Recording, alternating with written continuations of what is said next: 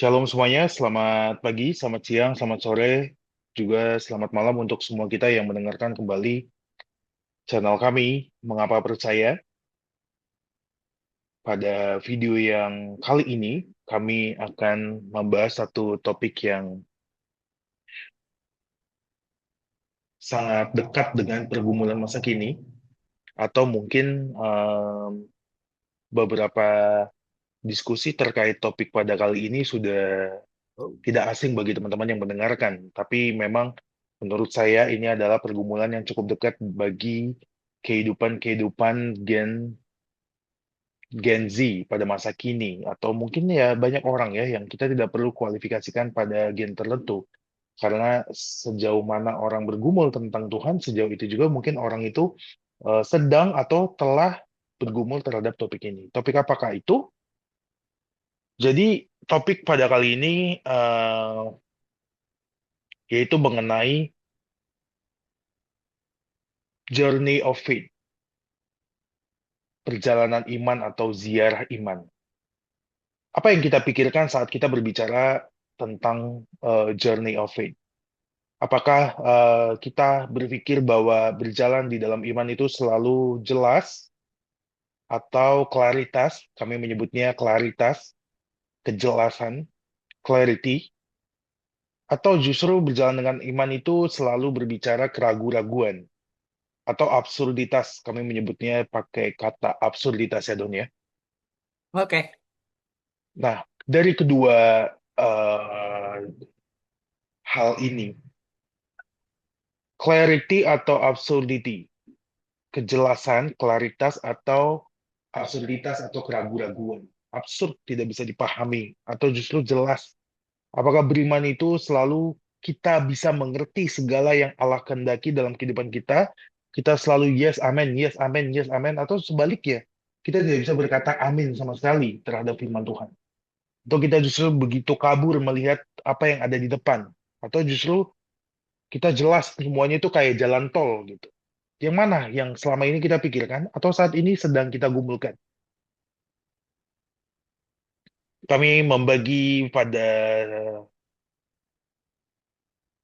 sesi ini ada beberapa bagian. Pertama, kami akan membahas em, terkait salah satu bab dalam Injil Yohanes, yaitu bab yang ke-20 ayat yang 19 sampai ke-29, di mana em, 10 ayat ya dari bab 20 itu mengisahkan tentang Rasul Thomas, salah satu Rasul Kristus yang mungkin sudah tidak asing lagi ceritanya di benak atau pengetahuan orang-orang yang percaya kepada Tuhan Yesus. Ketika Rasul Thomas berkata, sebelum aku menaruh tanganku ke lambungnya, ya aku tidak percaya, kata Thomas gitu. Tapi kita perlu mereview kembali 10 ayat dari ayat 19 sampai ayat 29 tentang bagaimana ternyata eh, kisah ini memiliki dinamika tentang klaritas dan absurditas yang sedang akan kita ulas bersama di sini. Baik, tanpa harus membuat lebih panjang kali lebar untuk mic dan layar, saya persilakan kepada rekan saya, Dondo, untuk mengulas, mengawali ulasan kita bersama dari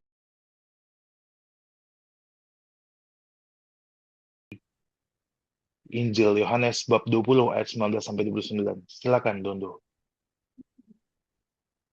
oke, terima kasih.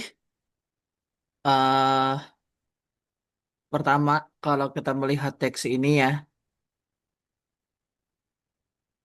ini menceritakan tentang di mana Kristus telah datang kembali. Ketika itu terjadi, Kristus telah datang kembali dari alam maut ya, dan menjumpai para murid-muridnya. Ini Oke, jadi peristiwanya setelah pertemuan beberapa orang dari Emmaus itu ya. oke. Nah, jadi habis dari itu Yesus menjumpai mereka di sebuah rumah di mana mereka semua berkumpul. Tetapi kalau kita melihat kembali ya, konteksnya ini adalah memang sebenarnya Kristus ingin menampakkan dirinya kepada setiap mereka. Tetapi gini, di mana Thomas ketika pertemuan yang pertama? Karena cerita ini ada dua kali ya Yunus ya, dua kali pertemuan ya. Ya, ya, ya, ya. Ada dua kali Yesus menampakkan diri kepada para murid. Nah, kemana Thomas pada saat perjumpaan yang pertama?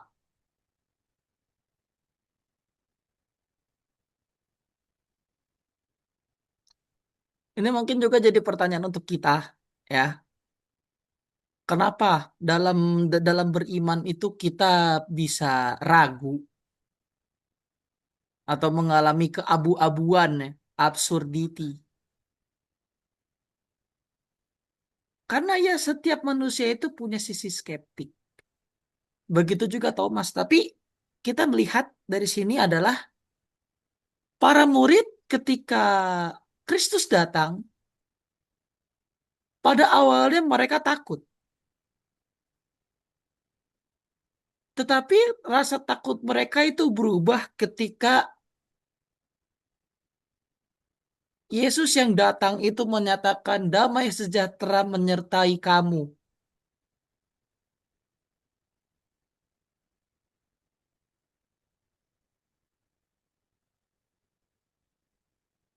Itu ya, damai sejahtera menyertai kamu. Nah,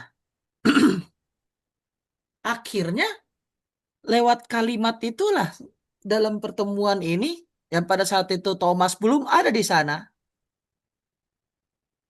para murid yang tadinya takut langsung bersuka cita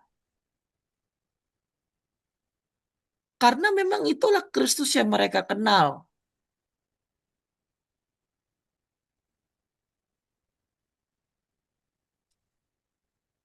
Gitu.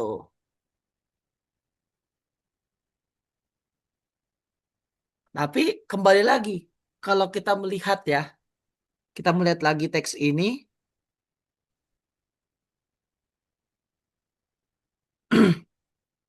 jadi eh,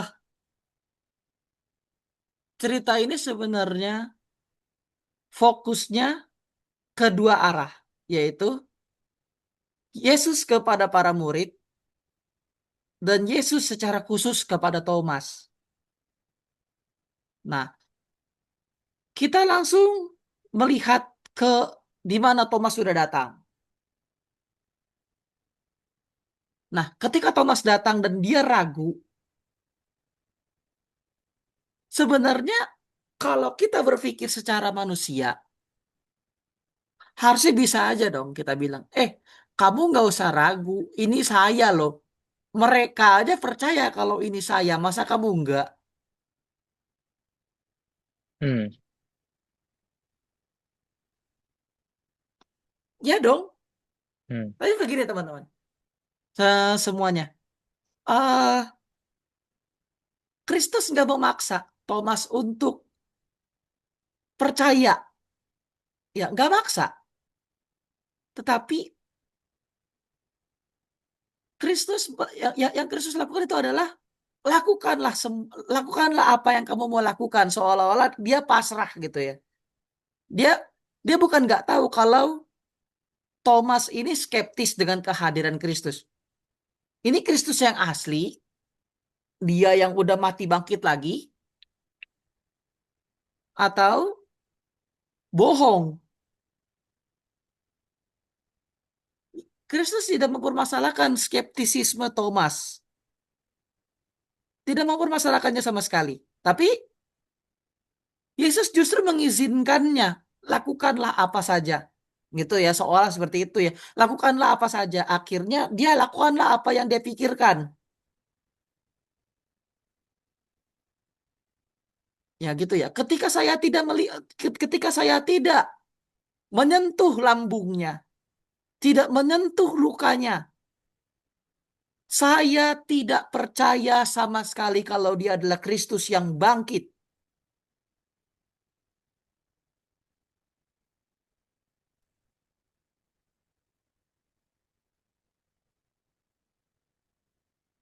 Oke? Sama sekali nggak percaya. Tetapi ketika akhirnya Yesus mengizinkannya, silakan, lakukanlah apa yang kamu melakukan terhadap aku. Akhirnya dipeganglah segala lukanya, tangannya yang bolong, terus eh lambungnya yang terbuka akibat tusukan tombak,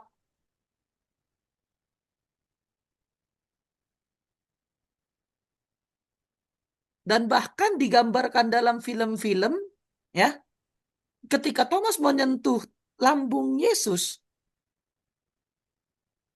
itu mengeluarkan darah dan membuat baju dan membuat bajunya jadi kotor. Itu kalau kita lihat dari film-film, memang di kitab suci tidak mencatat.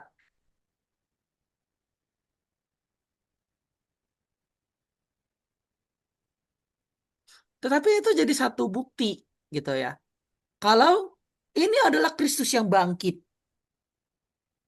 Ini adalah Kristus yang sama seperti yang mereka lihat ketika dia menderita. Kristus yang sama ketika ia menyatakan kepada setiap mereka, saya akan menyerahkan diri. Kristus yang sama juga yang selama 3,5 tahun bersama-sama dengan mereka. Tapi kembali ya, pada akhirnya teks ini dapat melihat kalau akhirnya Thomas menjadi orang yang lebih percaya dibandingkan mereka semua.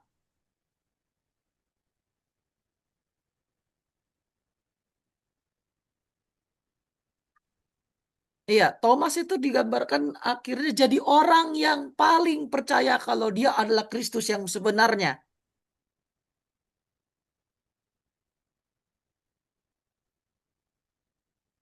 Bahkan sampai di akhir pertemuan itu,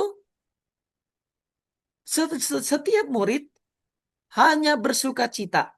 Tapi kalau kita melihat Thomas, Thomas memuji Yesus. Dia melakukan hal yang berbeda dibandingkan semua murid yang hanya bersuka cita, bersenang, ya, merasa suka cita, merasa senang, merasa gembira ketika ia melihat kalau dia adalah Kristus yang memang bangkit dan datang ke hadapan mereka.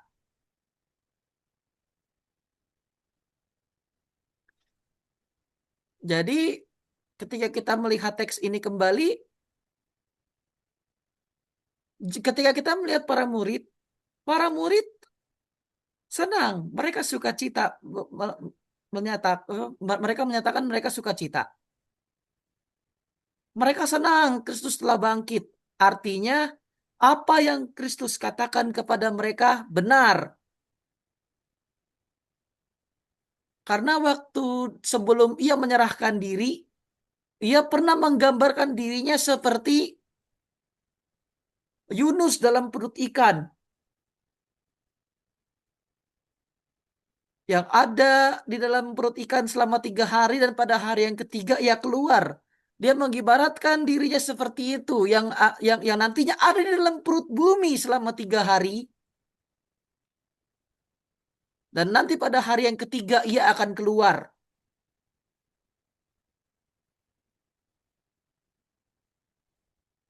Ya, semua murid mendengarkan itu. Eh, Momen itu terjadi ketika Yesus ingin menyerahkan diri ke Yerusalem, ya, datang ke bait Allah dan eh, merusak sarang penyamun. Sebelum itu terjadi, Kristus sempat mengutuk Petrus, yang dia mengatakan seperti ini. Enyahlah engkau iblis, engkau tidak tahu rencana Allah. Nah, ketika Kristus menyatakan hal itu, dia menyatakan selanjutnya ia menyatakan apa yang digambarkan dalam kitab apa yang digambarkan dalam kitab Yunus dalam Perjanjian Lama itu. Dan ia akhirnya mengibaratkan dirinya sendiri yang nanti akan masuk ke dalam perut bumi selama 3 hari, dan pada hari yang ketiga ia keluar dari perut bumi.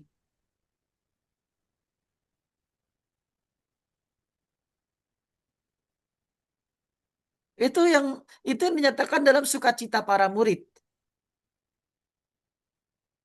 Karena apa yang dinyatakan oleh Kristus pada saat Petrus dikutuk, itu benar adanya.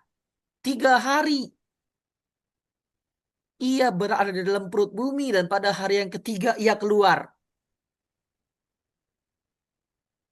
Selanjutnya, secara khusus Thomas sendiri.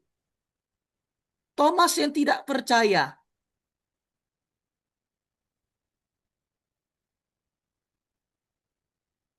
Jadi apakah salah ketika Thomas tidak percaya kalau dia adalah Kristus?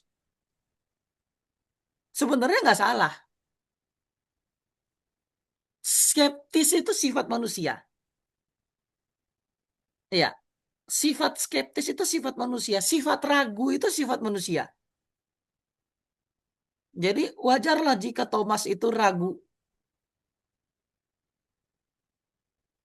Tapi kembali, Kristus tidak memaksa dia untuk percaya kalau itu adalah Kristus.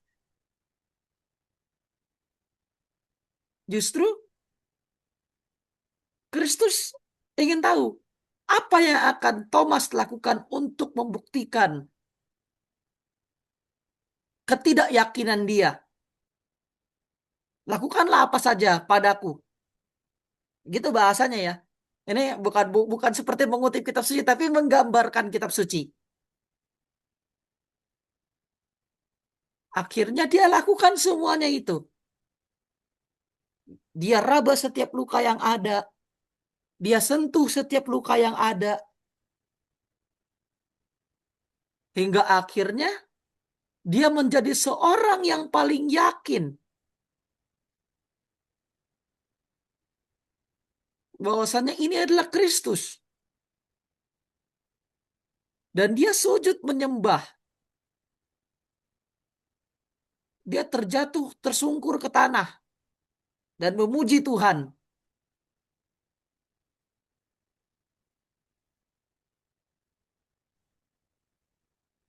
Jadi ketika kita melihat cerita ini kembali,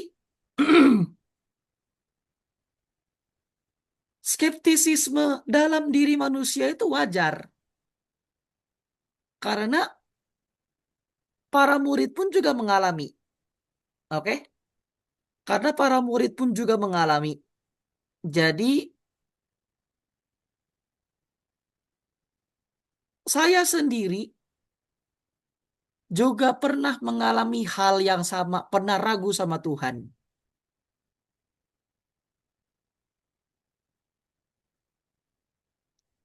Tapi eh, saya nggak pernah mengadu, nggak pernah. Ragu aja, cuma sekedar ragu aja. Ah, masa iya sih Tuhan bisa? Kan aku kan nggak mau begini. Kalau aku nggak mau, pasti aku bisa lari dari sini.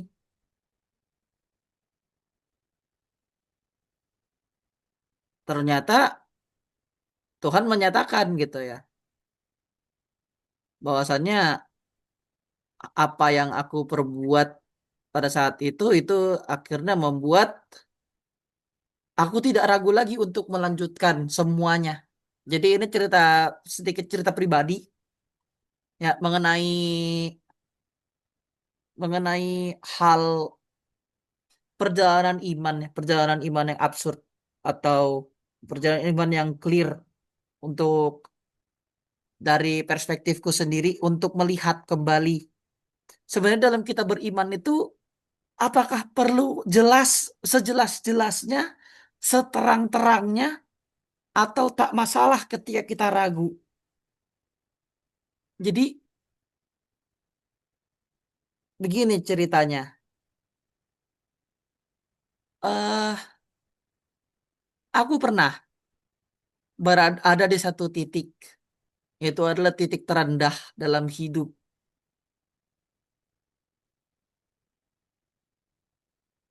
Dan bahkan memang pada saat itu sampai marah sama Tuhan. Kenapa aku ada di titik ini? Padahal banyak orang yang meyakinkan saya kalau jalan yang saya ambil adalah petunjuk dari Tuhan. Itu membuat itu membuat saya skeptis pada Tuhan. Masa iya jika ketika apa?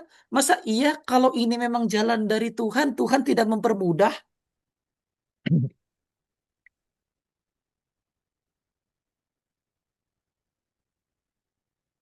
Apa ada yang harus apa ada yang harus saya korbankan untuk eh, membuktikan kalau ini adalah jalan dari Tuhan?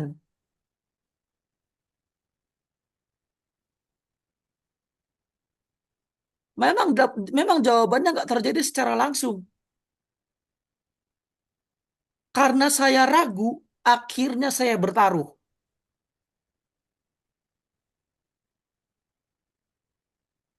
Jika memang ini jalan dari Tuhan,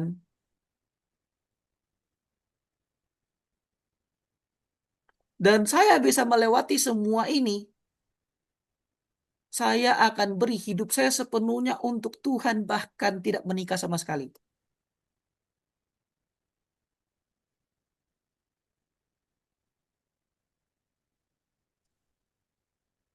Dan jika tidak, tidak.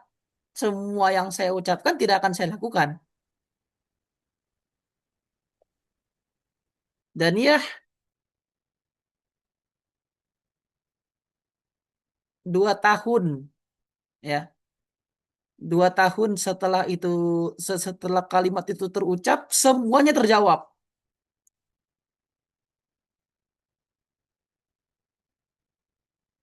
Dan ya, itu memang saya nangis sejadi-jadinya. Di tempat di mana orang merasakan sukacita. Ya, waktu itu wisuda. Waktu itu wisuda. 1 Oktober 2022. Di mana semua orang yang ada di situ sukacita. Saya tersungkur di tanah dan nangis. Sampai pucat.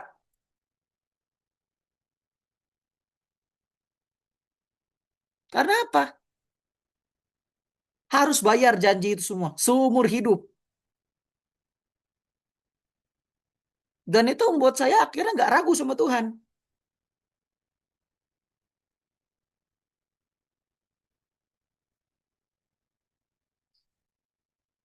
Jadi, oke, demikian ya. Jadi ini pengalaman pribadi yang memang sangat menggambarkan betapa abu-abunya.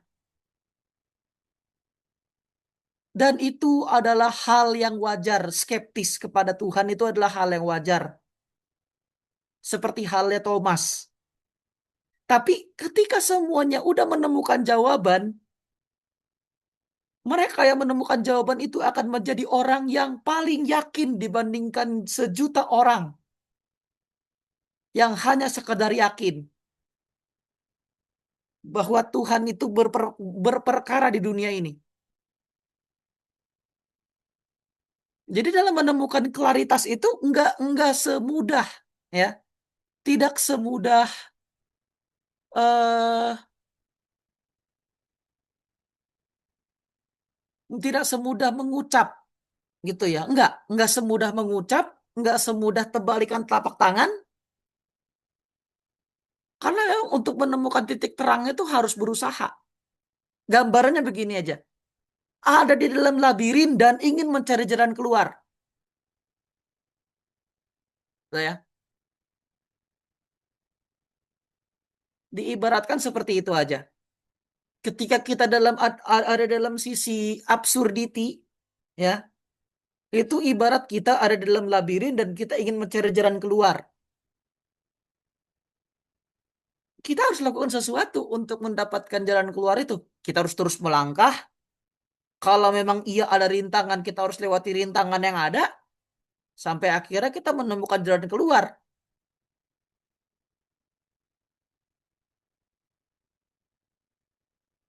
Demikian juga saya yang pernah ragu. Semua orang dan mungkin beberapa orang juga pasti pernah ragu. Nggak ada orang yang sepenuhnya yakin. Nah, misalnya, oh ya, iya saya yakin, saya percaya, iya amin, begini, begini, begini. Iya oke, mungkin kalau ada orang yang ngomong di gereja mungkin iya. Ya saya yakin, amin. Tapi nanti setelah keluar dari pintu, di situ baru mulai. Otakmu bertarung. Yang saya yakini bener nggak ya? Akhirnya bertanya-tanya pada diri sendiri.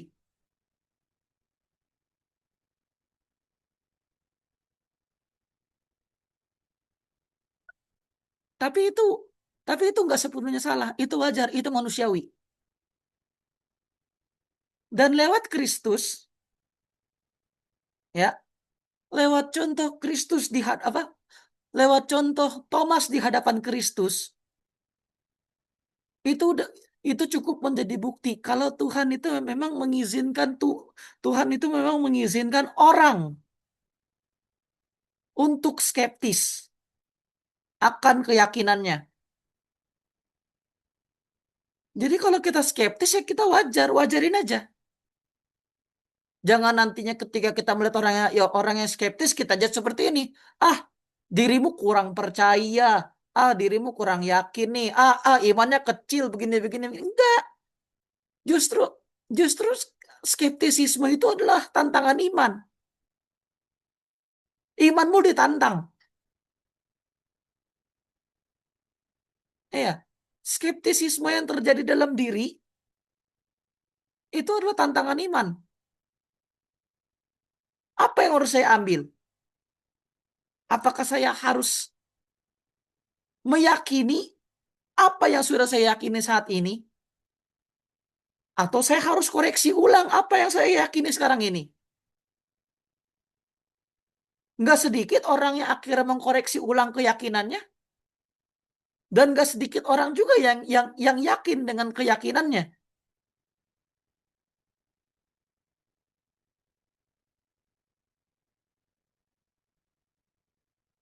Oke, terakhir sebelum sebelum saya mengakhiri sesi saya ini, jadi sekali lagi skeptik itu wajar. Kita bukan hanya skeptik kepada hal-hal yang terjadi di dunia ini, kepada hal-hal yang terjadi dalam kehidupan kita ke depan, tapi dalam beriman kita skeptik pun itu tak masalah. Sama sekali nggak masalah. Mau mau seragu apapun dirimu, tapi Tuhan nggak pernah ragu. Ya, jika memang Tuhan memilih, Tuhan nggak pernah salah. Tapi juga jangan terlalu pede kalau dirimu itu merasa dipilih. Jangan terlalu percaya diri kalau dirimu merasa dipilih. Karena belum tentu. Kita nggak bisa berkomunikasi audible dengan Tuhan. Makanya skeptisisme itu wajar. Karena nggak ada satu manusia pun pada saat ini yang bisa mendengar suara Tuhan secara audible seperti Nabi Musa, seperti Abraham. Nggak ada.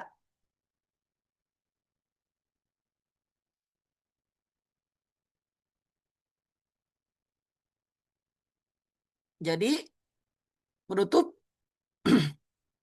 jika memang diri teman-teman penonton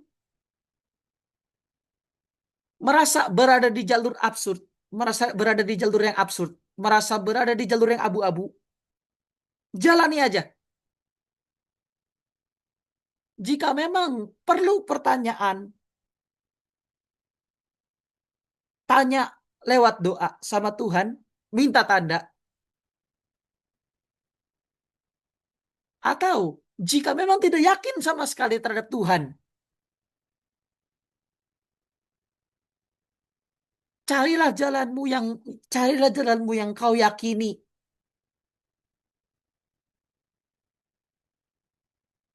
Karena bisa melihat ya seperti Thomas tadi, dia lakukan apa yang dia yakini.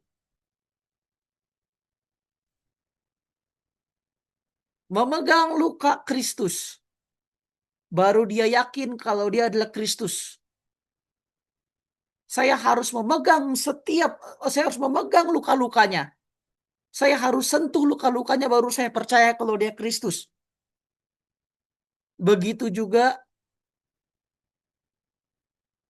kalian semua. Jalani aja apa yang kalian yakini. Jika memang ia Tuhan menunjukkan sesuatu, nantinya kalian juga akan kembali dan semakin yakin dibandingkan dirimu yang sebelumnya. Bahwasannya Tuhan juga bekerja dalam hidupmu.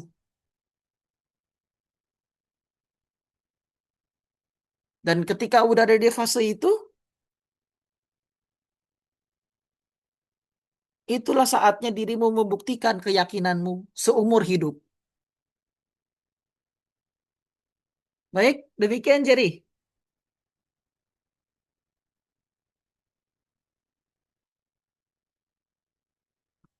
Ya, ya, ya. Oke, terima kasih, eh, Saudara Dondo untuk penjelasannya mengenai pergulatan hidup pribadi juga terhadap teks kitab suci yang telah kita lihat bersama terkait Rasul Thomas ya dalam Injil Yohanes pasal yang ke-20. Ya, saya pribadi mengapresiasi gitu ya bahwa setiap orang yang bergumul dengan berbagai jiwa dalam mengenal Allah pasti tidak selalu mulus saja.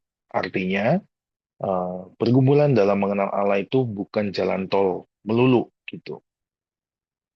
Kalau tadi saya bahasakan dengan kata jalan tol, kalau tadi uh, Dondo mengatakannya setelah kita mendapatkan jawaban mungkin dari itu, kita malah justru bisa semakin bersaksi. Jadi pergumulan menjadi pemurnian ya, kalau saya bahasakan seperti itu. Jadi keraguan dimurnikan mengenal Tuhan lebih lagi, baru menjadi bersaksi terhadap uh, pengenalan yang telah Tuhan perbarui gitu. Ya Dondo ya. Ya, Oke, jadi saya menambahkan kepada rekan-rekan semua, jika teman-teman ingin menuliskan atau menceritakan tentang pengalaman pergulatan iman atau keraguan iman, teman-teman juga bisa menuliskan di kolom komentar atau ya tentu bisa dibawa di dalam doa ya, jika tadi menurut pernyataan Dondo ya, saran yang baik tentunya gitu. Oke, masih di dalam bagian teks kitab suci ini,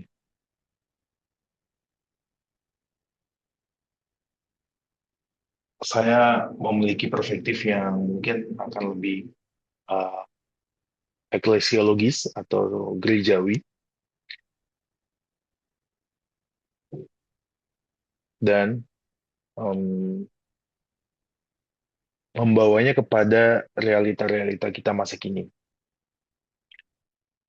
Ayat yang ke-19, teman-teman bisa lihat, ketika hari sudah malam pada hari pertama minggu itu berkumpullah murid-murid Yesus di satu tempat dengan pintu-pintu yang terkunci karena mereka takut kepada orang-orang Yahudi. Pada waktu itu datanglah Yesus dan berdiri di tengah-tengah mereka dan berkata, damai sejahtera bagi. Jadi para murid-murid sedang takut kepada orang-orang Yahudi karena kita tahu bahwa tidak semua orang Yahudi menyukai keberadaan Yesus juga murid-muridnya.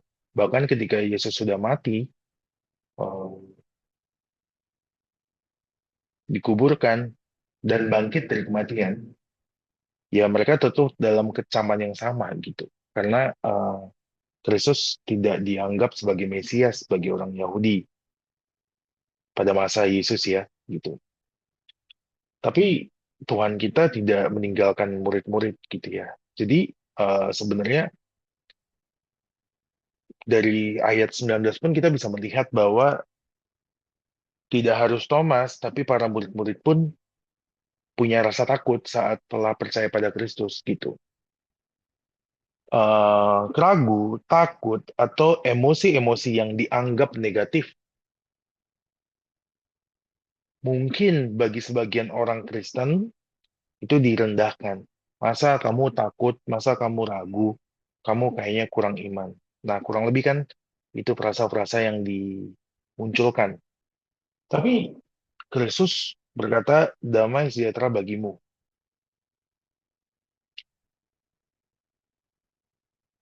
Iya, dalam bahasa Yunani, Irene, dalam bahasa Ibrani, ia digunakan kata shalom. Jadi, tidak hanya Thomas, murid-murid pun juga dalam tekanan. Kalau Thomas dalam tekanan keraguan, murid-murid dalam tekanan ketakutan. Keduanya adalah emosi yang muncul ketika mereka percaya pada Kristus. Artinya, percaya kepada Kristus tidak hanya jalan tol. Sekali lagi saya mau menekankan bagian itu. Sesudah Yesus berkata demikian, Yesus menunjukkan tangannya dan lambungnya kepada murid-muridnya. Dan mereka bersuka cita ketika mereka melihat Tuhan. Jadi penghiburan bagi para murid-murid Kristus, para rasul-rasul, adalah Kristus itu sendiri. Dan Kristus tidak meremehkan pergumulan mereka, ketakutan mereka. Ayat 21, maka kata Yesus sekali lagi, damai sejahtera bagimu. Sama seperti Bapa mengutus aku, demikian juga sekarang aku mengutus kamu. Ini juga menarik gitu ya, bahwa para murid-murid Yesus, para rasul-rasul, dalam ketakutan selalu dihibur, dan juga mereka tidak lupa bahwa mereka punya panggilan. Kristus tidak memarahi kita kalau kita takut. Dia memberikan damai. Tapi Kristus juga mau bahwa identitas atau panggilan kita itu tidak hilang hanya karena kita sedang merasa takut atau meragu. Demikian sekarang aku juga mengutus kamu. Bapa mengutus Yesus itu clear, karya keselamatan. Demikian juga aku mengutus kamu itu juga clear. Itu klaritasnya, itu imannya, itu perkataan Kristus yang mereka percaya. Tapi bukan berarti hanya karena Yesus berkata seperti itu mereka tidak takut, Thomas tidak ragu. Tapi bukan berarti sebaliknya karena mereka takut dan ragu, mereka jadi menolak firman Kristus atau perkataan Kristus. Gitu. Ayat 22, sesudah berkata demikian, ia mengembusi mereka dengan berkata, terimalah Roh Kudus. Roh Kudus dinyatakan kepada para murid. Ini belum hari Pentakosta.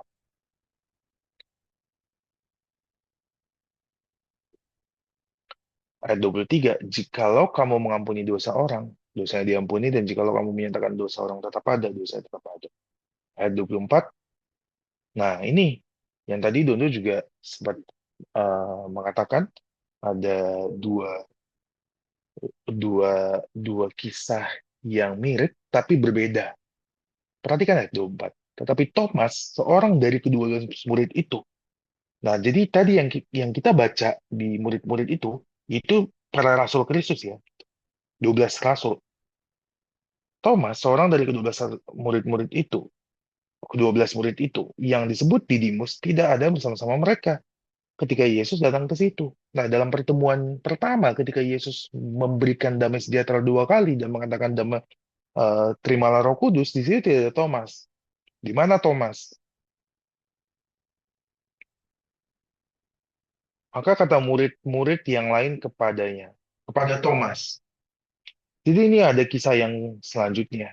Satu tempat yang sama. Murid-murid ngomong, kami telah melihat Yesus Tuhan kita. Tetapi Thomas berkata kepada murid-murid, jadi satu lawan semua. Thomas ragu yang semuanya sedang bersaksi.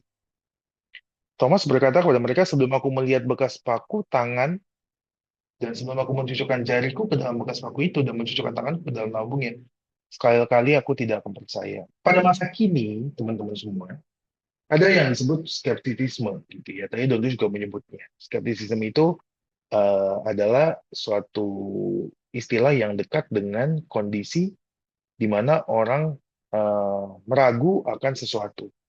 Digunakan juga dalam hal teologi atau dalam pengenalan akan Allah. Nah, disinilah kami menyebut bahwa Thomas meragu atau skeptis, dan dia menuntut pengalaman yang empiris.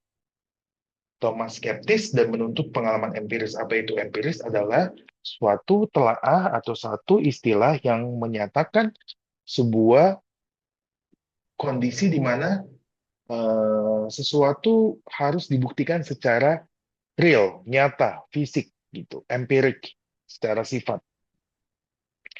Jadi Thomas mau memegang Yesus secara fisik. Aku melihat bekas paku pada tangannya. Aku mencucukkan jariku. Jadi dia mau melihat dan meraba. Banyak orang yang menuntut, Tuhan, aku ingin mengenalmu langsung, kulihat, kuraba. Bisa nggak? Jawabannya bisa kalau kita mau mengatakan itu. Tapi nanti saya akan punya jawaban yang lebih menarik tentang hal itu. Saya tidak melihat Tuhan, betul, karena Tuhan tidak secara fisik pada masa kini. Dahulu iya, anak Allah menjadi manusia. Nah, skeptisisme ini banyak sekali. Orang meragu itu punya banyak alasan. Jadi, yang perlu digarisbawahi, kita nggak boleh langsung menghakimi mereka yang sedang meragu. Itu secara sifat. Alasan mereka meragu pun tentu kita tidak boleh langsung menghakimi mereka. Karena bukan kita yang berdaulat untuk penghakiman apa yang mereka ragukan. Sebagaimana Kristus yang berdaulat saja tidak membuang muridnya, Thomas, atau rasulnya.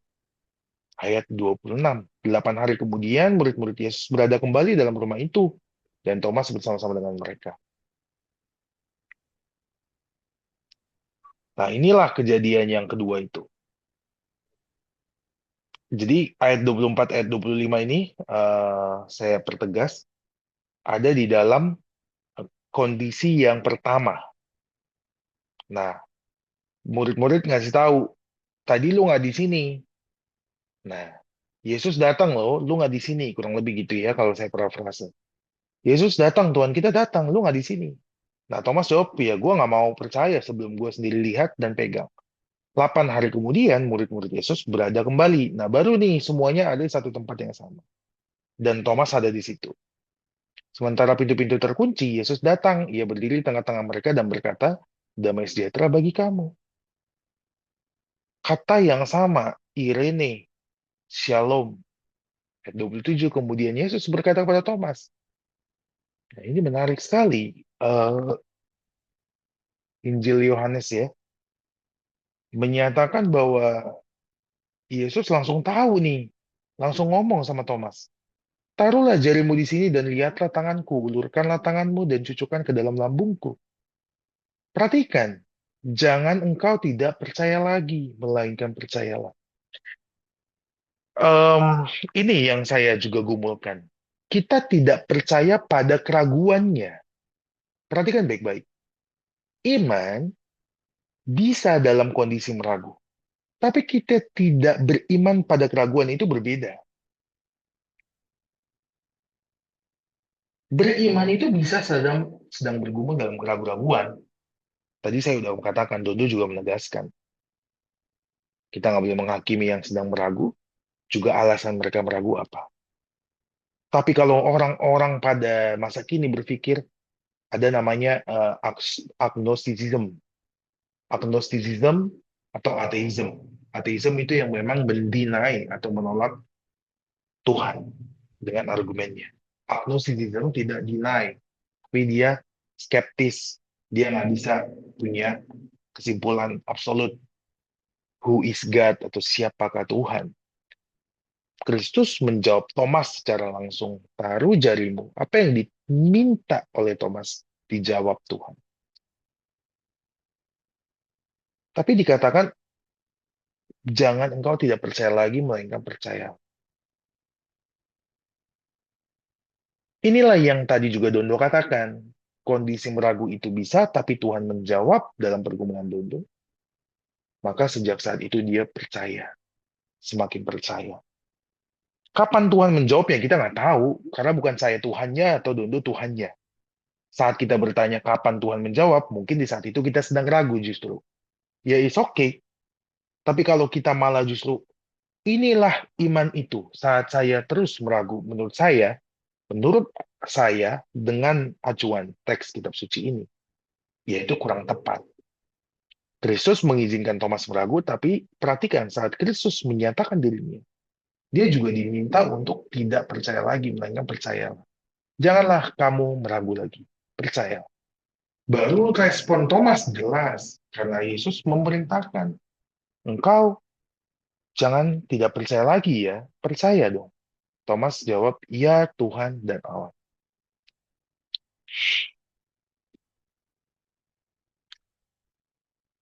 Begitu personal ya, Tuhanku dan Allahku, perkataan Thomas. Tapi saya mau menegaskan pengakuan iman gereja itu tidak personal. Thomas mengatakan Tuhanku dan Allahku bersama dengan murid-murid. Ini yang mau saya utarakan. Ketika Thomas tidak bersama dengan murid-murid dalam pertemuan atau dalam pernyataan Kristus yang pertama tadi, di mana Thomas, kita tidak diberitahu. Saya belum menelusuri tradisi, mungkin ada yang menuliskannya, saya belum menemukan itu. Dan saya belum menelusuri. Jadi yang mau saya tekankan adalah ketidakbersamaan bersama murid-murid. Bisa jadi, tanda kutip, gerbang keraguan. Saat kita malah nggak bersekutu dengan umat Allah, bisa jadi disitulah kita ragu.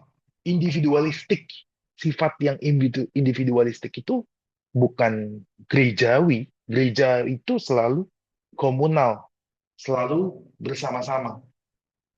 Dan tidak ada menghakimi di sana. Murid-murid kan tidak menghakimi Thomas. Jadi silakan datang ke gereja. Jangan masuk dalam ruang sendiri dan menghakimi seakan-akan gereja tidak ada yang benar. Saya mau mengatakan memang gereja banyak dosa, tapi gereja juga punya kesucian. Itu harus adil. Gereja Katolik pernah punya dosa, tapi gereja Katolik juga pernah dan sekarang pun ada yang terkini punya orang kudus, ya Don ya. Jadi jangan cuma melihat dosa doang kalau ngomongin gereja, tapi lihat juga ada loh orang-orang kudus. Emang kita mampu kalau di nih lihat nih kisah hidup orang suci, Santo Santa. Emang kamu siap kalau hidupnya sama kayak dia? Ya enggak juga kan?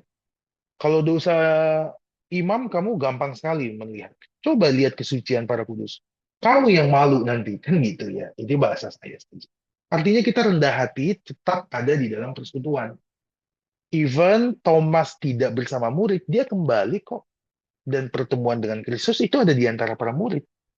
Sekalipun Thomas berkata, ya Tuhanku dan Allahku, Thomas tidak membuat pengakuan iman sendiri. Di sana ada murid-murid. Jadi Kristus selalu berkaitan dengan tubuhnya. Sekalipun di antara di dalam tubuh itu, di antara anggota tubuh itu ada yang ragu, silakan. Tapi kalau justru kita keluar dari anggota tubuh Kristus dan kita justru meragu-ragu saja di luar gereja dan justru membuat pemahaman bahwa iman itu adalah terus meragu. Saya sering kali mendengar ini. Iman itu terus meragu karena kita tidak punya kepastian yang absolut. Lah itu bukan iman, itu skeptisisme murni. Ya memang lu tidak mau percaya Tuhan, silakan. Silakan juga ya. Iman itu adalah terus meragu. Apakah kita bisa menemukan Tuhan secara absolut? Maka tidak, jawabannya tidak. Karena itu saya tidak akan mau percaya secara absolut. Lah, itu kesimpulan yang banyak kecacatan logikanya. Karena kita tidak bisa mengenal Tuhan secara absolut, bukan berarti Tuhan tidak ada. Baru ya di ayat 29 kata itu kepadanya karena engkau telah melihat aku maka engkau percaya berbahagialah mereka yang tidak melihat namun percaya. Nah ini penting sekali. Tadi saya katakan kalau saya menuntut Tuhan ada seperti kalimat Thomas boleh gak? Ya boleh. Tapi perhatikan juga kalimat Kristus di sini. Thomas berbahagia karena melihat aku dan dia menjadi percaya. Tapi lebih berbahagia juga ya mereka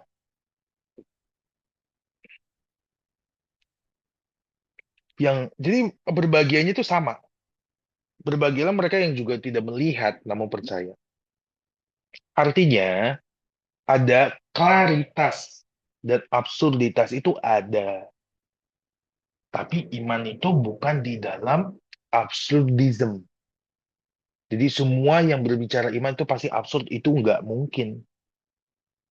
Dan semua yang di dalam iman itu pasti clear, itu juga nggak mungkin. Murid-murid takut.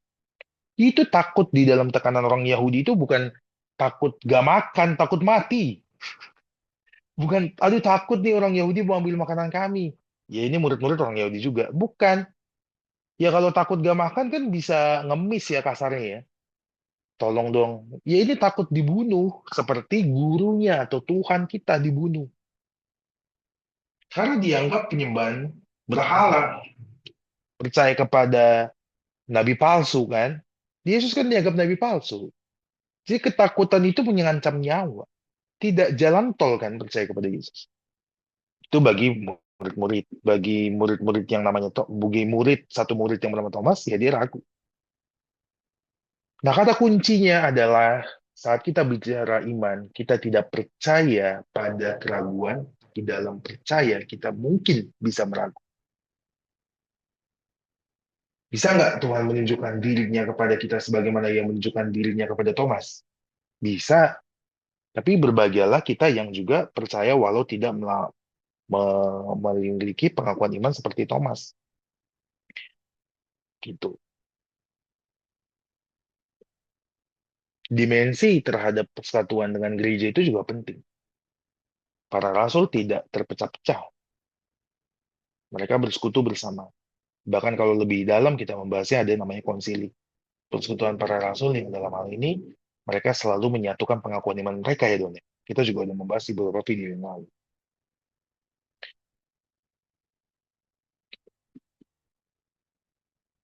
Kiranya dari teks kitab suci tadi, teman-teman yang mendengarkan bisa belajar, itu mungkin justru bisa merefleksikan ya lebih dalam saat kondisi sedang meragu itu, sebenarnya saya itu benar meragu atau justru malah saya eh, apa kondisinya kan gitu.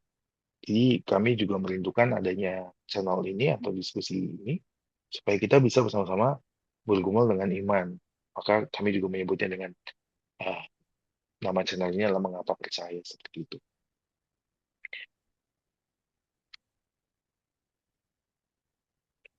Kita masuk ke dalam bagian yang kedua pada sesi ini. Apa yang para kudus pernah katakan atau para pendahulu kita. Artinya kita tadi belajar kepada rasul. Nah, sekarang saya mau refer juga kepada eh, non-rasul ya, atau dalam gereja Katolik juga disebut sebagai bapak-bapak gereja, yaitu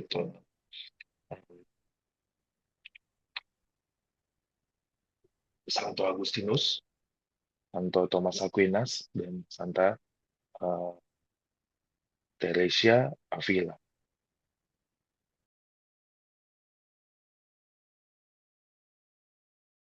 What the Church Fathers can teach us about doubt, ya, doubt atau keraguan.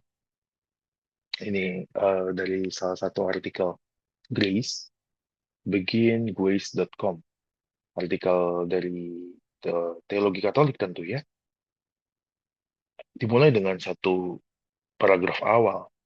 If you have ever feel guilty for doubting, you are in good company. Jika Anda pernah merasa bersalah karena ragu, Anda tidak sendirian.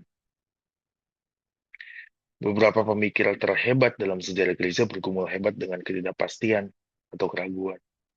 dan pergumulan mereka menghasilkan beberapa teologi paling mendalam yang kita miliki.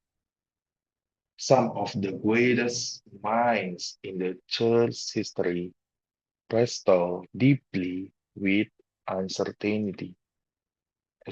Uncertainty, and their struggles produce some of most profound theology we have. Paragraf yang begitu bagus. Dikatakan di sini, Saint Augustine punya satu frasa yang baik ya, the restless heart. The restless heart, atau hati yang gelisah. Saya langsung bacakan dalam bahasa Indonesia. Sebelum pertobatannya, Agustinus atau Santo Agustinus menghabiskan beberapa tahun berpindah-pindah antara Manichaeism, skepticism, dan Neoplatonisme. Ia tidak sekedar mengeksplorasi, ia benar-benar mencari, bahkan sampai dia desperate, putus asa. He was desperately searching. Doa Agustinus yang terkenal adalah, Tuhan jadikan aku suci, tapi jangan sekarang. Lord, make me chaste, but not yet. Mengungkapkan seorang, doa ini mengungkapkan bahwa Agustinus itu begitu ingin tahu kebenaran, tapi dia belum siap, ragu kan. Dia pengen clear, Tuhan, buat aku suci. Itu kan clear, pengakuan iman dong. Tapi jangan sekarang, dia ragu. Nah, Agustinus mengajarkan kita, Augustine teach us about doubt is not the opposite of faith. Augustine teach us that doubt is not the opposite of faith. Sometimes it's the beginning of it. Sama seperti yang tadi kita bagikan ya, Don. Sometimes, perhatikan, sometimes. Jadi yang saya juga tegaskan, iman itu bukan percaya pada keraguannya, tapi doubt is not the opposite of faith, bukan musuh. Keraguan itu bukanlah lawan ya, tapi sometimes it's the beginning of it. Bisa kita seperti itu, bisa kok kita meragu. Tapi bukan kita percaya pada keraguan. Sekarang Saint Thomas Aquinas, dia punya frasa faith seeking understanding. Aquinas tidak ragu-ragu menghadapi keberatan tentang iman. Aquinas didn't shy away from objection to the faith. In Summa Theologia, he actually presents the strongest argument against its teaching before offering his response. Jadi, kalau kita baca Summa Theologia ya, Thomas Aquinas itu tulis argumen-argumen yang menentang setiap ajaran kekristenan sebelum dia membuat tanggapannya. Saya juga pernah baca ya, jadi dia punya argumen-argumen dari orang-orang yang berpikir berbeda, untuk orang-orang juga tahu bahwa silakan berpikir berbeda, tapi ini jawaban gereja. Gitu. Jadi Thomas Aquinas dalam Summa Theologia itu menyatakan, menuliskan adanya argumen-argumen yang berbeda. Dan dia menjawabnya. Maka dia mengatakan, he took doubt seriously because he believed truth could withstand scrutiny. Scrutiny ini adalah penelitian yang cermat, pengamatan yang cermat, atau critical observation or examination. Ada pengujian, ada observasi yang kritis. Jadi iman itu berani untuk seperti itu. Kebenaran itu berani diuji. His approach gives us permission to ask hard question, not as an act of rebellion, but as an act of intellectual honesty. Nah, ini bagus. Pendekatan ini memberikan kita izin untuk mengajukan pertanyaan-pertanyaan sulit, bukan untuk memberontak, tapi sebagai tindakan yang jujur. Itu yang tadi saya juga mengatakan bahwa keraguan itu bukan bukan beriman pada keraguannya, atau ya ini bukan untuk rebellion, act of rebellion, tapi act of intellectual honesty. Sekarang Santa Teresa of Avila, ya ini nanti saya juga akan munculkan sedikit, ada satu paper ya, The Dark Knight. Teresa mengalami masa-masa panjang di mana doa terasa hampa. Ini doa ya dalam hidup rohani. Seakan Tuhan seolah tak hadir. She described feeling like she was talking to a wall. Dia mengatakan seperti ngomong ke tembok. Yet she persisted, and those dry periods eventually gave way to some of deepest mystical experience in church history. Namun ia tetap gigih, dan masa-masa kering atau tadi yang dikatakan seakan Tuhan tidak hadir, akhirnya memberikan jalan kepada beberapa pengalaman mistik yang begitu dalam sejarah gereja. Pelajarannya adalah tidak merasakan apapun saat berdoa, bukan berarti tidak ada yang terjadi. Feel nothing in prayer doesn't mean nothing is happening. Semoga pembacaan kita terhadap tiga pendahulu kita, ya, Don. Agustin of Hippo itu abad keempat, Thomas Aquinas abad 13, Teresa Avila abad 16, pernah mendahului kita dalam bergumul tentang iman yang mungkin tidak selalu clear.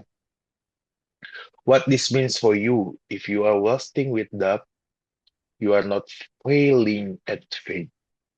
Ketika ini baik sekali ya, saat kita sedang meragu itu tidak sedang gagal dalam beriman. You are engaging, sedang dekat with it honestly. Kita sedang menghadapinya dengan jujur. The Church Fathers show us that the path to deeper belief often runs straight through uncertainty. Keyakinan yang lebih dalam seringkali melewati ketidakpastian.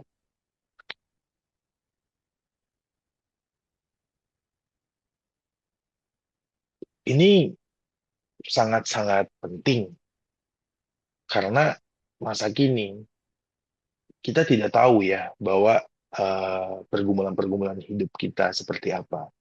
Kita tidak tahu apa yang akan dilakukan dalam konteks beriman di bangsa Indonesia. Ya kan? Para murid tadi ditekan oleh sosial, ya, which is itu orang Yahudi yang tidak terima Yesus. Ya kita memang tidak dalam tekanan ya. Ada ya gereja-gereja yang ditutup ya dalam konteks sosial. Tapi banyak juga pergumulan lain yang mungkin tidak hanya soal itu. Maksudnya, secara sosial, secara ekonomi, secara apapun, kita mungkin bergumul dan jadi mempertanyakan, di manakah engkau, Tuhan? Maka itu saya masuk ke dalam satu paper terakhir. Ya, ini masuk ke dalam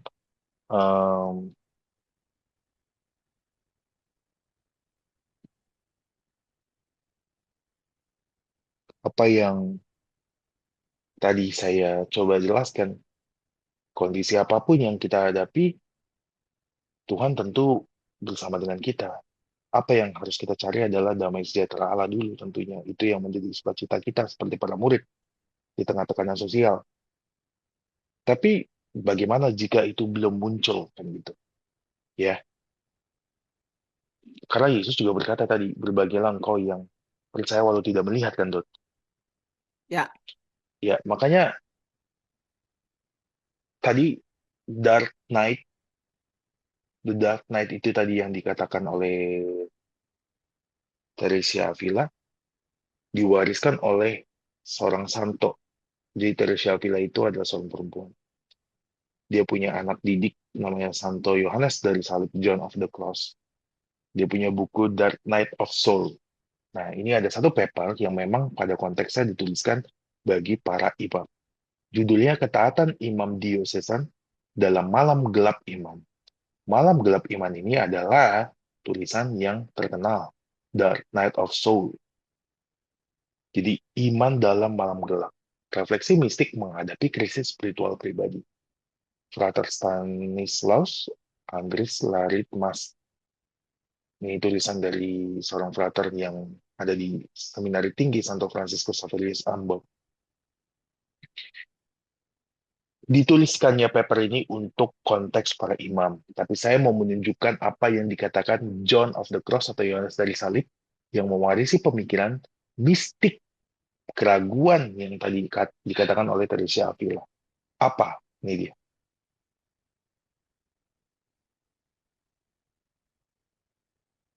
Ini dia yang dikatakan John of the Cross yang memiliki kedekatan spiritual, bina langsung, bahkan bina secara langsung terhadap Teresa Avila.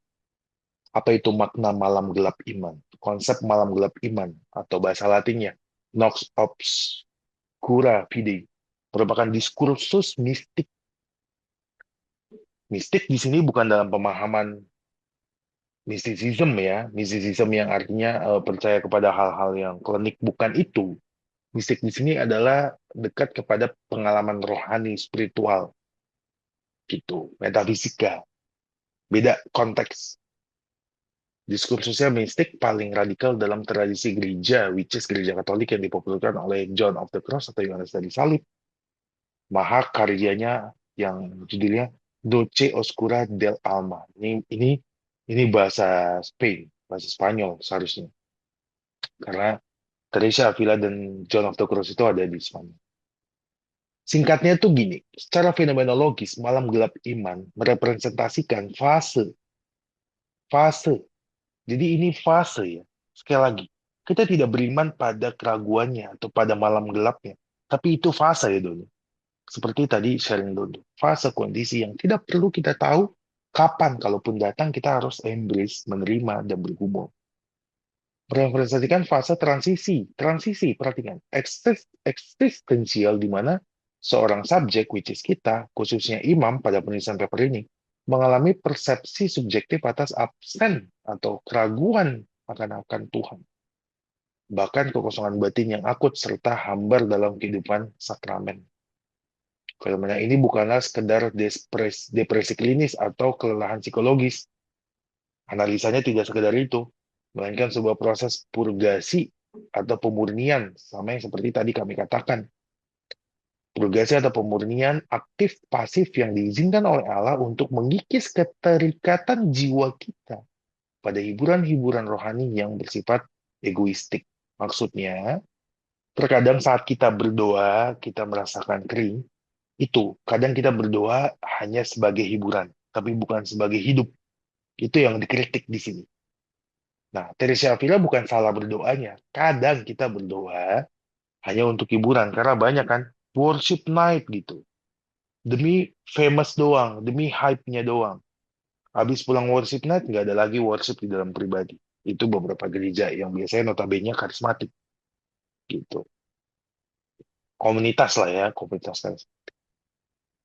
Dalam konteks, nah ini dikatakan langsung Santo Thomas, Santo Yohanes ya. Di sini Santo Yohanes dari Salib membedakan proses ini ke dalam dua tahap sistematis, yakni malam gelap indera dan malam gelap roh. Nah, ini panjang pembahasan tentang ini. Apa itu malam gelap indera dan malam gelap roh? Tapi intinya adalah kita itu dimurnikan dalam kondisi meragu atau sedang merasa Tuhan kok nggak dekat dengan saya. Sementara itu malam ini. Oleh karena itu, langsung ke sini, oleh karena itu kegelapan iman atau keraguan kita harus dipandang sebagai rahmat yang menyamar. Bagus sekali ya diksinya. Rahmat yang menyamar. Sebuah instrumen pedagogis. Bagus sekali nih diksi. Instrumen pedagogis ilahi. Jadi keraguan itu adalah cara didik Allah. Instrumen pedagogis ilahi untuk, ini dia yang saya suka, memurnikan kapasitas jiwa dalam mengenal kebenaran transenden tanpa bias proyeksi manusiawi. Ini yang tadi dikatakan Yesus. Berbahagialah engkau yang percaya walau tidak melihat. tidak melihat itu kan kondisi metafisik, memang kita tidak bisa melihat Tuhan. Maka kita dimurnikan kapasitas jiwanya untuk semakin mengenal kebenaran Allah, walau kita tidak melihatnya. Proyeksi manusiawi, seperti Thomas. Ya kan? Thomas bilang, kalau gue lihat, kalau gue nggak raba, gue nggak percaya. Tuhan bisa menjawab itu, amin. Tapi kalau Tuhan tadi juga mengatakan, kamu percaya berbahagia walau tidak melihat, ini jawabannya.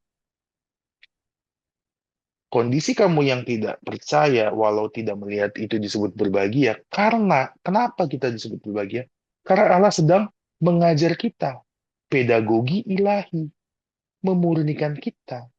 Melalui malam gelap, melalui keraguan, seluruh ilusi tentang kehebatan diri kita, kemampuan kita seakan-akan kita tahu, kita bisa mengenal Allah secara sejago-jagonya kita, dikikis habis hingga yang tersisa hanyalah ketaatan yang telanjang kepada Kristus. Jadi ini aku Tuhan, seperti itu. Proses ini memungkinkan, ya ini konteks penulisannya adalah iman. Proses ini memungkinkan seseorang yang percaya atau imam pada penulisan ini untuk memiliki kedalaman hidup rohani yang lebih, pembersihan batin yang membebaskan dari keterikatan duniawi. Ya kan?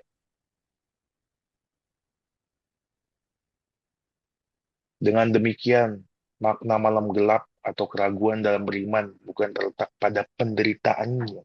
Walau kita boleh bilang, saya menderita sekali Tuhan. Tapi bukan di situ. Bukan di ragunya, bukan di deritanya kita beriman. Masa saya mau beriman supaya saya terus menderita, ya nggak masuk akal. Melainkan pada tujuannya sebagai sarana penyelarasan total. Jadi kita diselaraskan secara total atas kehendak manusiawi dengan kehendak ilahi. Tujuannya adalah supaya Sang Imam Agung yang dalam kegelapan salibnya, keren sekali nih, tetap menyerahkan diri secara total kepada Bapa demi keselamatan dunia wilayah.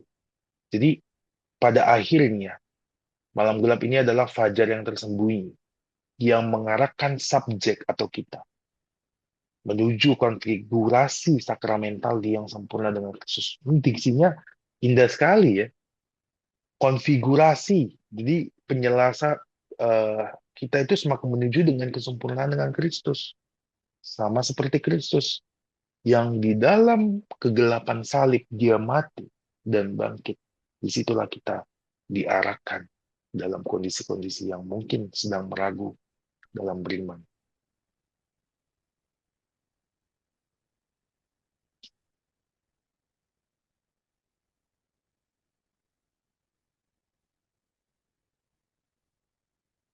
Ya,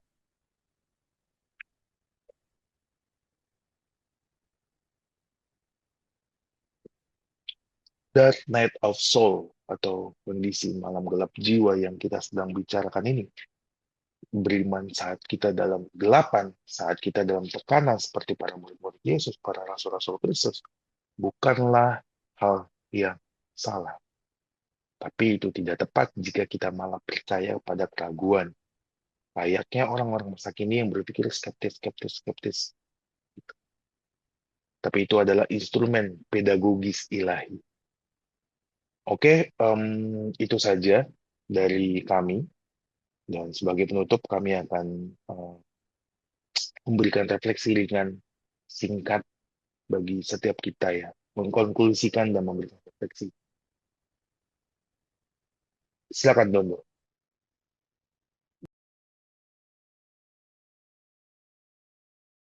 Baik, eh untuk yang tadi ya, itu memang sangat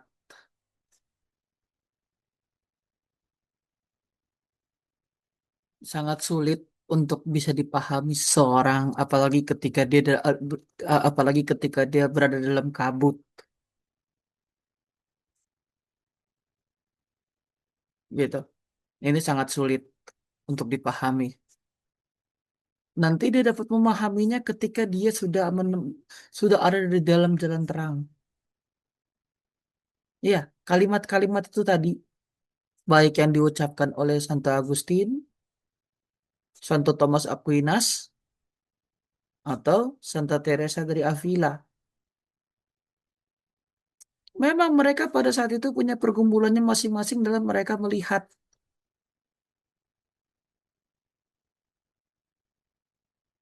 bagaimana spiritual journey ketika ada di dalam titik abu-abu. Bahkan orang yang disebut pintar ya, orang yang intelektual seperti Aquinas pun bisa berada di dalam titik abu-abu ini.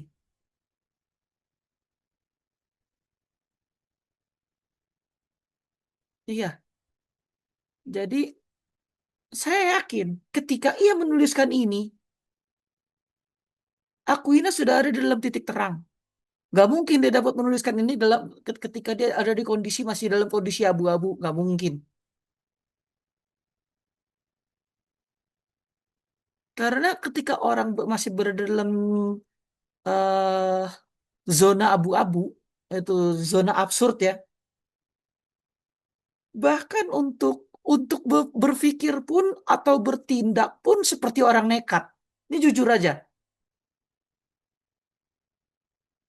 Atas dasar pengalaman pribadi dan apa yang memang udah saya alami,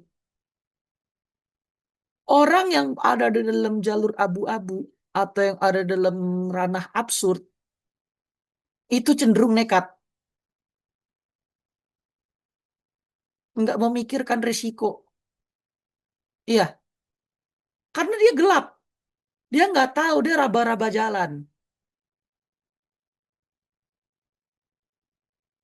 dia nggak bisa melihat ke depan apakah ini cahaya di depan ada lubang atau enggak, nggak bisa lihat. Ini orang seperti jalan dalam kabut.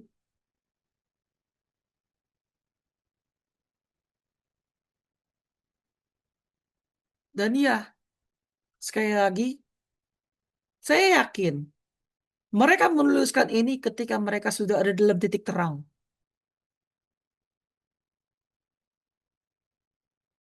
Mereka semua, apalagi tadi ketika kita melihat ucapan Santo Agustin,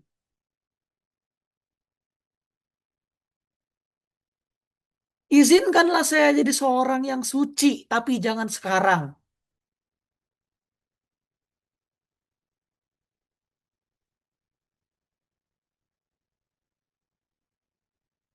Karena apa? Susah untuk bernasar seperti itu susah. Dan ya, bagusnya Agustin tidak sebodoh saya,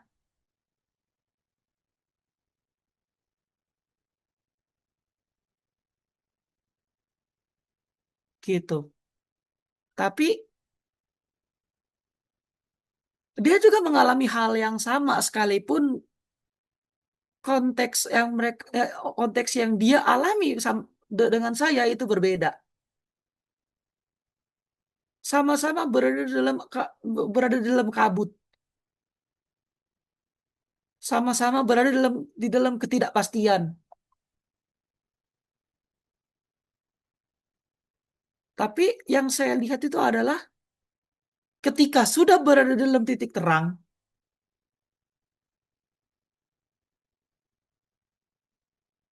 siap menerjang segala konsekuensi. Apa yang sudah terucap, siap menerjang segala konsekuensi. Akhirnya apa? Agustin jadi orang suci. Betul? Tentu. Kalau nggak ada santonya dia.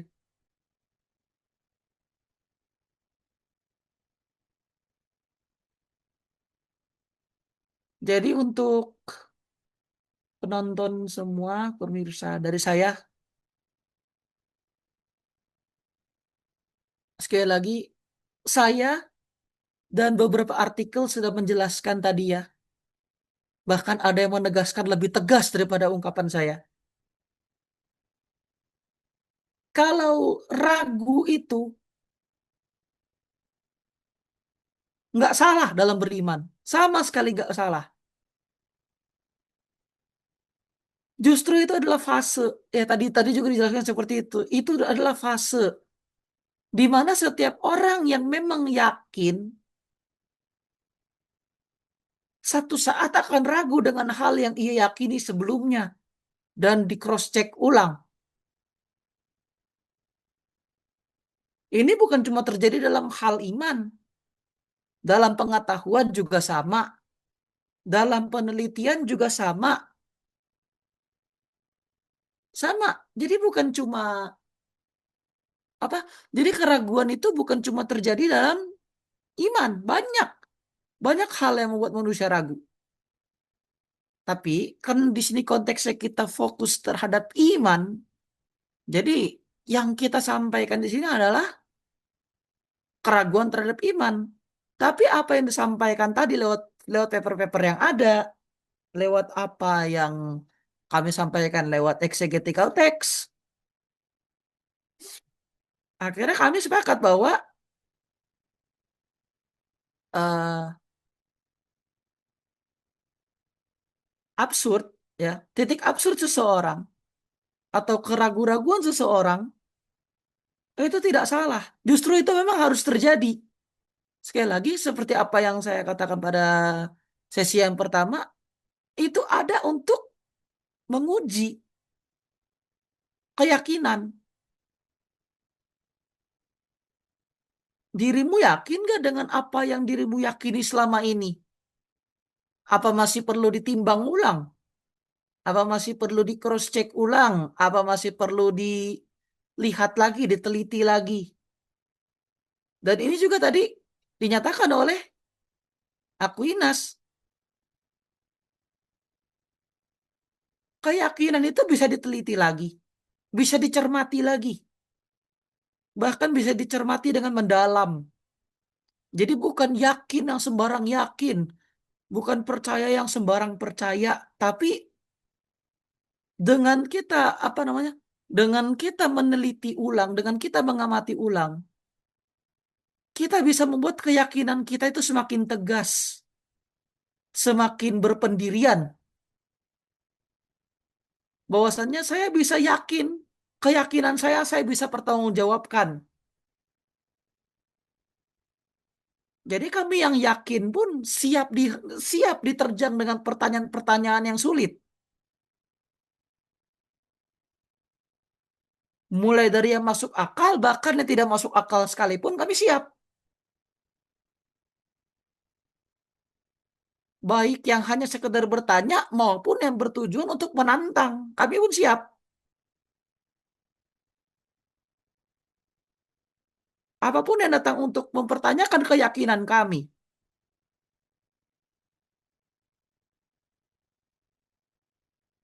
Kami siap untuk menjawab, kami siap untuk menerjang. Itu kalau orang yang memang udah yakin. Dan keyakinannya bukan hanya sekedar yakin, tapi sudah melalui fase absurdnya. Dan sudah berada dalam titik terang. Jadi yang awalnya hanya percaya buta gitu ya bahasanya hanya percaya buta, sembarang percaya. Ketika dia berhasil melewati titik keraguannya dan berhasil keluar dari keraguan-raguannya akan apa yang dia yakini, dia semakin yakin, dia semakin tegas bahwasannya apa yang dia yakini adalah benar. Dia dapat mempertanggungjawabkan keyakinannya.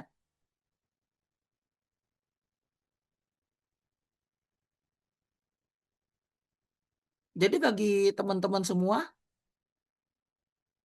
jangan jangan merasa kecil hati kalau teman-teman berada dalam fase ragu.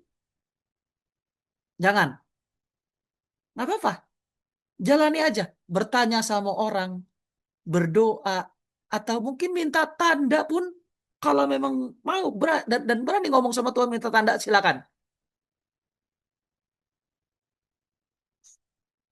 Mungkin manusia nggak dapat menjawab, pendeta nggak dapat menjawab, atau mungkin teman-teman yang Katolik, Romo nggak dapat menjawab keraguan teman-teman.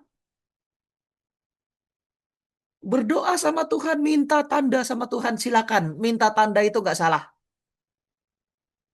Karena ya, sudah tidak ada manusia lagi yang bisa menjawab keraguan teman-teman. Hanya Tuhan yang bisa menjawab, karena Tuhan adalah sumber dari segala-galanya.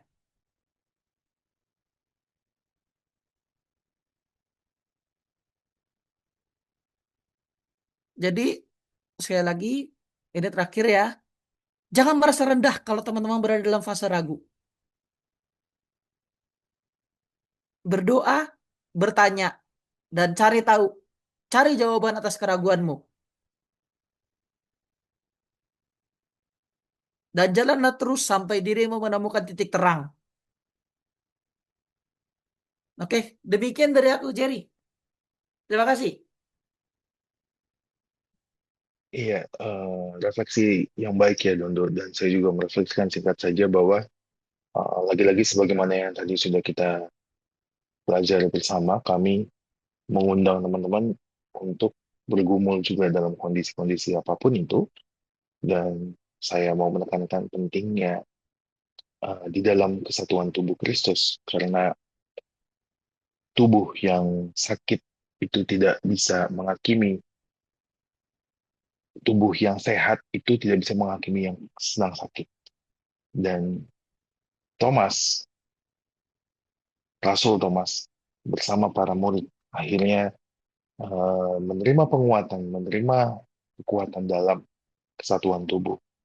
Santo Agustinus, Santo Thomas Aquinas, Santa Teresa, dan Santo Yohanes dari Salib adalah tubuh Kristus. Mereka tidak keluar dan membuat uh, seruan-seruan agnostik, seruan-seruan skeptis akan Tuhan itu tidak ada, tapi mereka di dalam tubuh dan bertanya, mengapa saya sedang dalam kegelapan Tuhan? Kalaupun tadi Donto mengatakan silakan minta tanda, itu adalah kedaulatan kemahaan Allah yang mampu menjawab kita.